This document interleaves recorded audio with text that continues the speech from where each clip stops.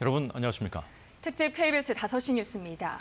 윤석열 대통령과 기시다 후미오 일본 총리가 조금 전부터 한일 정상회담을 갖고 있습니다.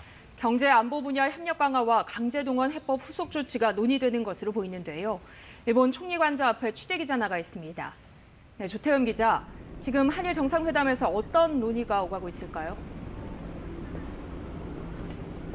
네, 제 뒤로 보이는 일본 총리 관저에서 20분 전쯤 환영 행사에 이어 한일 정상회담이 시작됐습니다.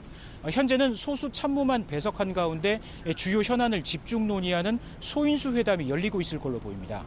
지소미아, 그러니까 한일 군사정보보호협정 정상화 등 안보협력 강화 문제와 함께 강제동원 해법 후속 조치에 대한 의견이 오가고 있을 겁니다. 네, 오늘 아침 북한이 장거리 탄도미사일을 발사했는데 이에 대한 논의도 이루어지고 있을까요? 예, 북한이 발사한 장거리 탄도미사일이 일본 열도 방향으로 날아간 만큼 북한 핵 미사일 위협 공동 대응이 논의 테이블에 올랐을 걸로 보입니다. 한미일 안보 협력 강화 방안에 대한 의견도 주고받을 가능성이 있습니다.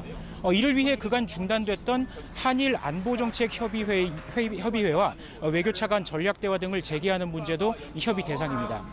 경제 분야에선 조금 전 반도체 소재 수출 규제 해제 등의 합의가 있었던 만큼 앞으로 구체적으로 어떤 분야에서 협력을 강화해 나갈지가 주로 논의될 겁니다.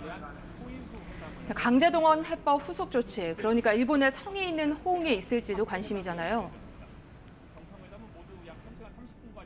예, 윤석열 대통령은 오늘 일본 첫 일정으로 제1동포들을 만나서 지금 한일 양국은 더 나은 미래를 위한 출발점에 있다고 말했습니다.